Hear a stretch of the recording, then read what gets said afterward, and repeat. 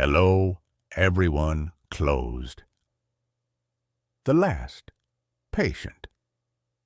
The rain was relentless that night, hammering down against the broken windows of St. Augustine's Hospital.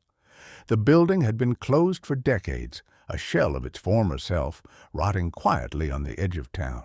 But for me, it wasn't just another abandoned structure. It was the place where my grandmother had died. I told myself I was only going inside to take pictures, document the decay, prove to myself that the whispers about the hospital being haunted were nothing more than stories meant to frighten children. But deep down, I knew it was more than curiosity. It was unfinished business. The front doors resisted when I pushed, as if the building itself didn't want me to enter. When they finally gave way, the hinges let out a scream that echoed through the darkness. My flashlight beam cut through the dust-filled air, illuminating cracked tiles, peeling paint, and rusted wheelchairs that sat like forgotten sentinels in the corners. Almost immediately, I noticed the silence. It wasn't the normal quiet of an empty building. It was heavier, like the air itself was holding its breath. I started down the main corridor, my boots crunching on broken glass. Faded signs still hung from the ceiling: radiology arrow, maternity ward, psychiatry. Every corner seemed to invite me deeper into the maze. As I passed the nurse's station, I heard it, a faint shuffle behind me. My light swung around, catching only dust motes. The air was colder now, too cold. I told myself it was the weather leaking through the holes in the building. But when I turned back, there were wet footprints leading down the hall. Fresh ones, I followed them, even though every part of me screamed not to. The footprints stopped at room 306. My grandmother's room? The door was slightly ajar, creaking as if someone had just slipped inside. My chest tightened, but I forced it open. The room looked like all the others: bed stripped bare, ceiling cracked, walls stained with time. But there was something else. The smell, antiseptic, sharp and fresh, as though the hospital had never closed.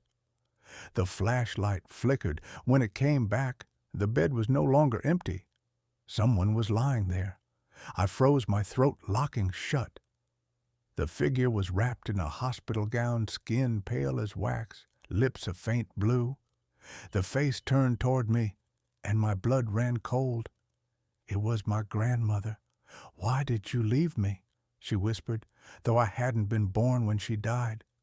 Her voice was raspy, crawling over my skin like insects. I stumbled back, nearly dropping the flashlight. The beam flickered again, and the bed was empty. I wanted to run, but something compelled me further into the hospital. Down in the basement, perhaps. I couldn't explain it. It was as though invisible hands were guiding me, pulling me deeper into the dark. The staircase groaned under my weight, each step protesting louder than the last.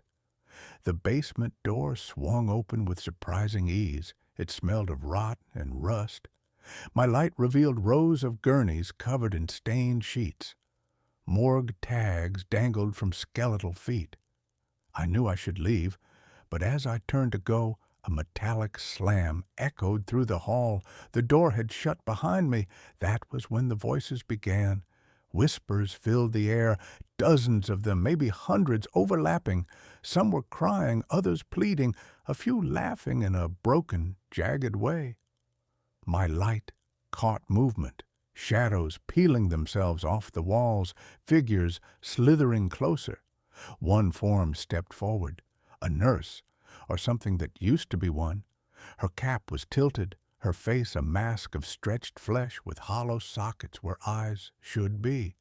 In her hand was a rusted scalpel.